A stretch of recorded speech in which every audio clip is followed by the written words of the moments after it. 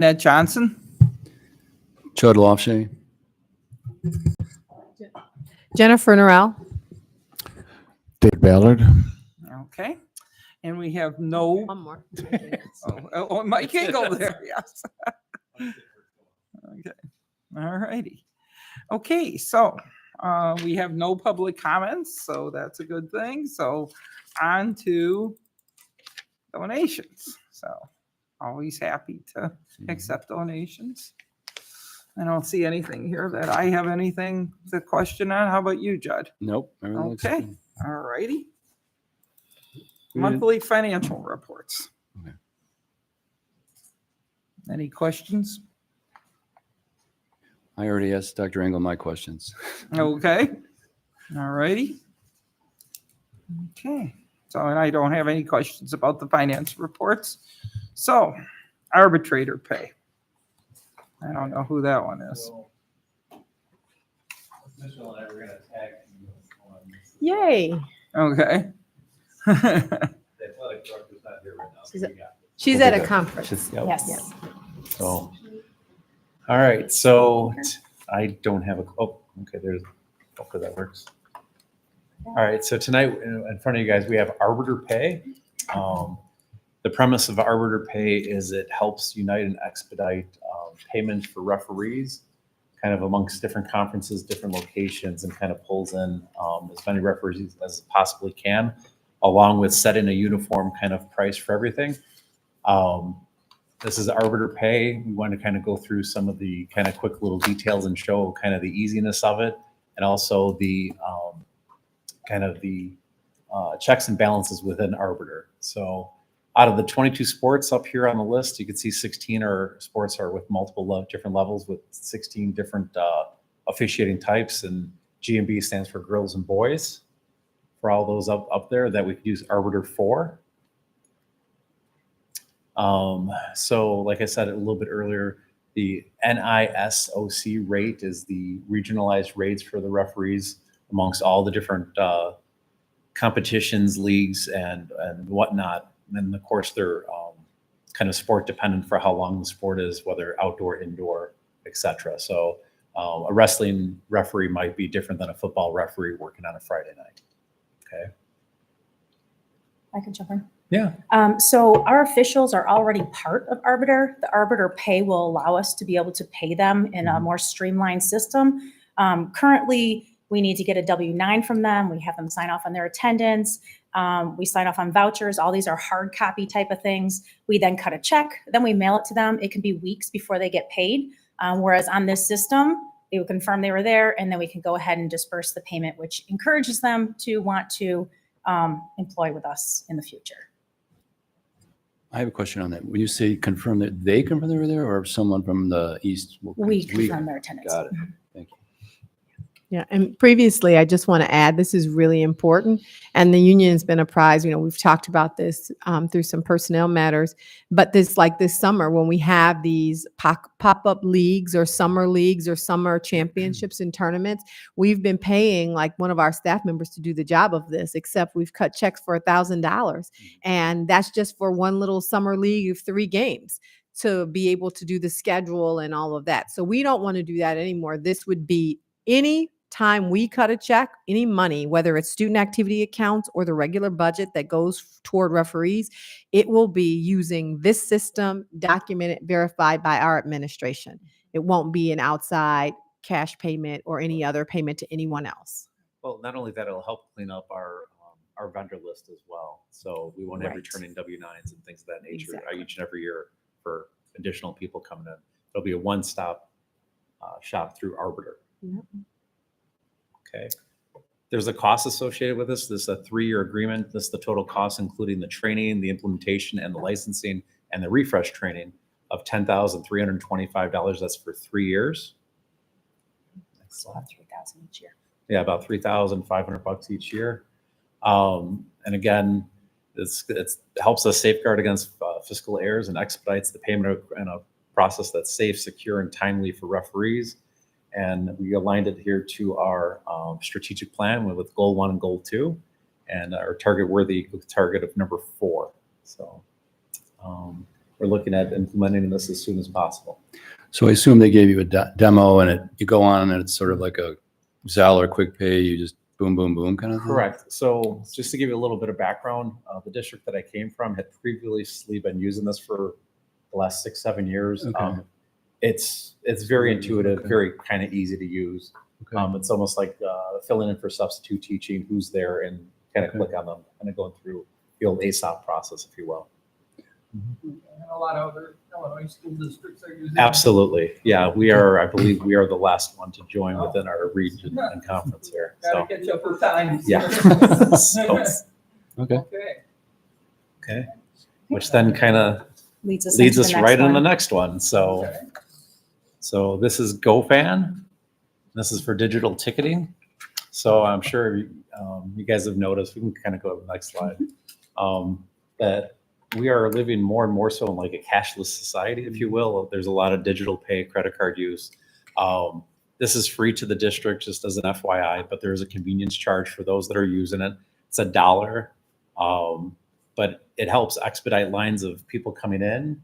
Literally, there's a little QR code that someone can go. They can use Apple Pay, Google Pay, Mhm. any type of associated card that's linked to it, and literally scan in and they're admitted in.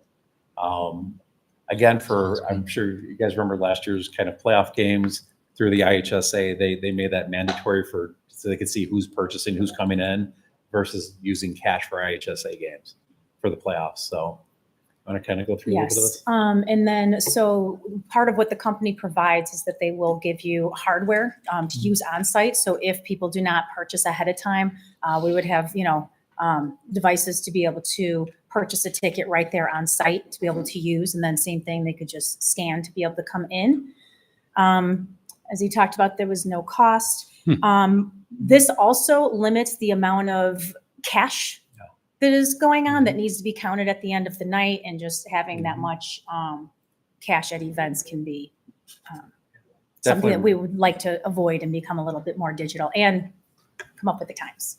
Definitely reduces cash handling and exposure. And I think we talked about year one kind of transitioning people to this so that parents who had expected to pay cash would know this is our last year of this. But then going forward, we will not allow any cash to be paid or taken at the door at any kind of games, tournaments included. This would be any time there's a game or event on our property, it would have to go through this. Okay. Right. I'd done something very similar to this years ago. We phased it in over a course of a year through 3 seasons, if you will, of different sporting events, theatrical performances. It worked out actually quite nice. So that assumes everybody has Zelle or Quick Pay Just a smartphone, yeah. It does not even have to be Zelle, Quick Cat. It could be, yeah. you name it. Okay. It just seems I love that. And this doesn't cost us anything like Arbiter, zero, Yeah. just Zero. $1 or We don't 2. have to. I'm all for it. I just worry that when you say we can't take any cash, if someone shows up and they want to buy a ticket, I don't know, just saying. We can leave it so that there is a cash option. I still feel there'll be much less cash. Mhm. So we could see how this year goes Absolutely. and then come back Yeah. and make another recommendation. Yeah. Absolutely. If everybody uses cash, then, Yeah. this, I'm sure. Yeah, we could definitely report back because we don't want to exclude someone that may not have a bank account. Okay. Yeah, I think it may be a little hard because some people don't have bank accounts. So I think, Yeah. maybe. Mhm. But obviously, if we advertise this, Yeah. they're getting more and more attuned to their devices and that cash. I definitely will say, just from seeing this in use prior, that the cash line moves a lot slower than the digital line, and so you'll see a lot of students migrate over, and faculty and staff over time as well. I mean, it's literally, you can do 10 or 15 people for every one cash transaction coming through. Okay. And then there's a variety of links on the slide deck that you can see further information on them also. So you're going to start this one now or next year? This year, we would like to Right away, implement it okay. as soon as possible. Cool. You had mentioned there's $1 service fee. for Correct. It's a convenience fee. Or convenience fee. Who gets that convenience fee? Is it the software, the East Aurora? Who reaps that? it's the person who's paying for it or who's getting the dollar convenience fee. Yeah, where's the dollar convenience? It's going back to GoFan. That's Okay. why it's free Yeah, for us to so use. it's free. So we're passing it to the parent. Yeah. You're right. That's a big thing. So we can't stop cash because what if they don't want to pay an extra dollar? Mhm. You know, so Yeah, then we have to keep it. just Yep. keep mindful of that. That's a Yeah. good point, Mrs. Hubert. Yeah. Yeah, that's It's a true. dollar per ticket or a dollar per swipe or per use? Per purchase by Per- incremental Per amount. purchase. So hypothetically, if you had, let's say it was a $3, it's a dollar up to 10, and then it's a dollar plus 5% over $10 is the, Mm, so. got it. So yeah, we have to keep the That cash. may be a option. little costly, so I think definitely we keep the cash option going, you know. Somebody who wants to do it, fine. It won't cost us any money. What are our ticket costs? So, Like for a football game, it's $3 for, 3, 5, and 6, I yeah, think. $3 for children, $5 for adults. Okay. okay. Students are free. All right. So an extra dollar would be kind of a hefty price tag. Mhm. Hmm. Yeah. Mm. Okay. So we'll definitely keep the cash option. I think that's the Yep. way to go. Yep. Mhm. Perfect. Yep. All right, that's everything we Thank got. you. That's very helpful.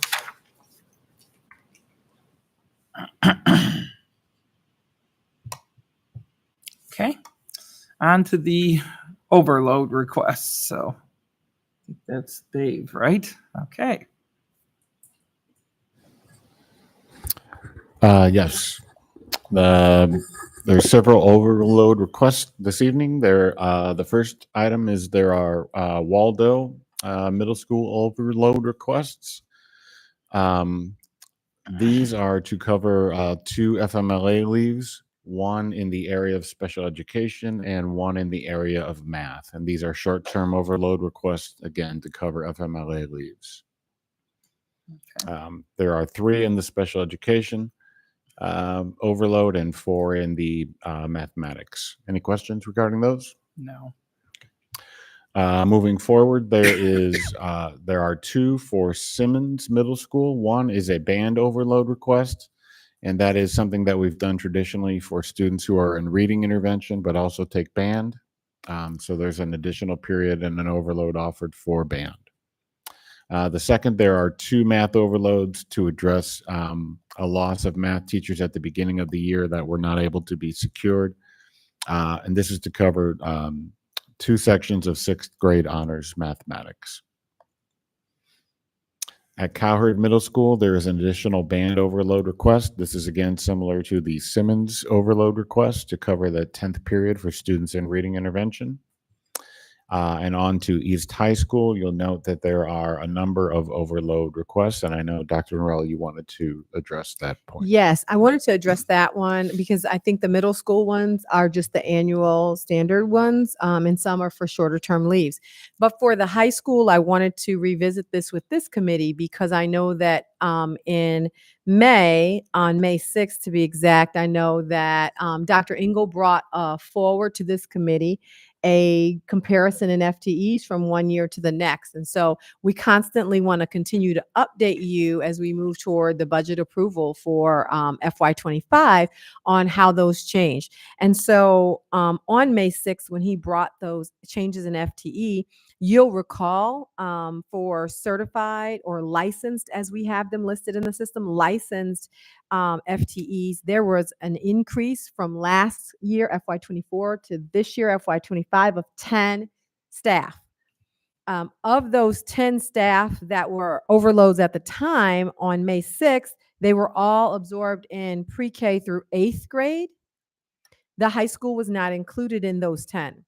On June 3rd, however, as we finalized block scheduling, the high school then asked for 11 FTEs. The board approved those additional 11 FTEs. However, through this teacher vacancy and hard to fill that we're experiencing across the nation, they were only able to fill 5.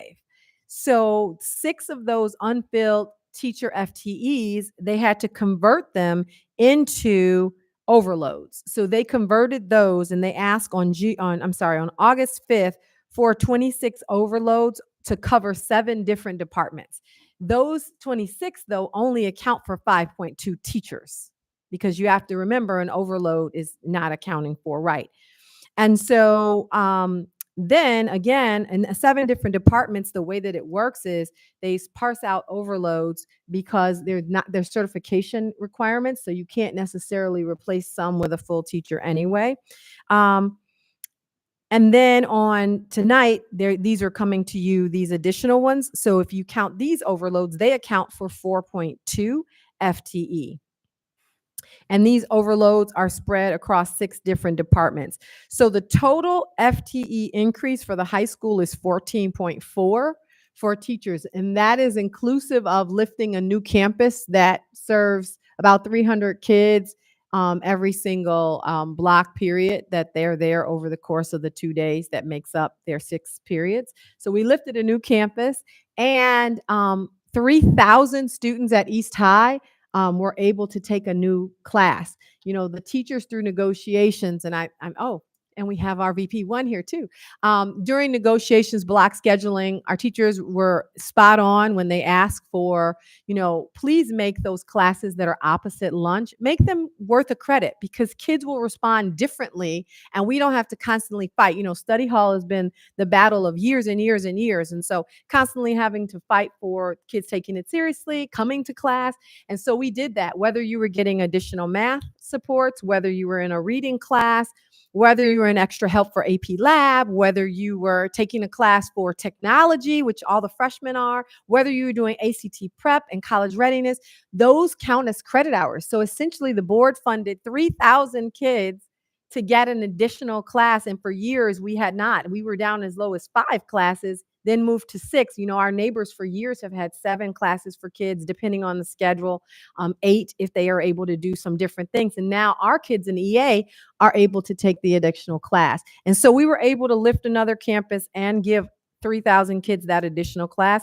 We did that for 14.4 FTEs, which is less than $1 million. I think we calculated it at everybody, the salaries that are in there for the newbies, and came up with what that was. So I just wanted to keep you apprised, because this committee has consistently asked. And when you see these, I just need you to know what happened to the ones from June, what happened in early August, and now we're back in front of you. I just wanted you to be able to know the numbers. Any questions? I think that's important. Okay. All right. Thank you. Okay. We obviously save money by not hiring people full time, right? I mean, Yeah, there but are that's some not the- savings. you Yeah. just can't even get them. You can't get the teachers. There's some savings. I hate doing overloads. Mitchell knows that every time she tells me, well, we just can't find it, because I think it is, you don't pay the insurance, but I think the cost, the weight on the teachers, you know, is a lot, you know, and so to take an extra class, I did a 6th assignment during my, you know, over my 10 years in the classroom, and it was always harder, you know. Block schedule's a little bit better, I think, because you don't see as many different kids, but it's still a heavier lift on that shortened day. They're supposed to only have 2 classes, which is a part of what's, you know, the benefit. But when you have the overload, you have both days where you have 3. So it is a little bit harder. So for me, that's more of the downside than the financial side, because if you're not hiring a full body, you're not counting and factoring in the $15,000 for additional insurance and benefits that we absorb, our portion. Yep. Okay. All right. The next item on your agenda is just a memo regarding just a change in overloads that were already approved. There were just a couple of names that went to you, and based on changes, those names have changed. Those overloads were previously approved, so this is just an informational item for the Board of Education. Okay. And the last, we the good? next item, if I'm reading correctly here, in terms of press policies, we have 5 press policies that are here for consideration and review. Most of these have minor language changes, and the minor language changes for the majority of these policies revolve around the updated guidance to Title IX, which went into effect on August 1st, 2024. Next, we have a request for a 1.0 FTE health assistance at the Resilience Education Center. Okay. Any questions regarding that No. request? And lastly, we have a request for emergency authorization for a one-to-one special education teaching assistant at the Gonzalez Child Center. Okay. All right. That's fine. And I guess we'll move these all forward tonight, correct? Yes. Okay. Yeah, with the exception of the press policies, correct? Yeah, with the exception of the press policies, Yeah. correct? Yeah. Okay. All right, sounds great. Okay, so I guess we are going to adjourn our meeting at 5:51. We skipped over one. Skip some. Okay, Wait, we skipped some. what do we skip? Oh, signature cards. How do we miss those? important. Yeah, we got to get the signature cards. Okay. Oh, I missed it too, sorry. Okay, signature cards. Okay. So we have the banking signature cards, I want to say all but one school Mhm. for signatories for later. But we have the principal, assistant principal, ourselves here at district office, and everybody else is signed and are ready for the signatory cards. Okay. Yeah. All right. Sounds great. Dr. Just Ballard, I have one question. Housekeeping. The press policies, that was all came down from the IASB, right? That was their suggestion. That's correct. Okay. Okay, thanks.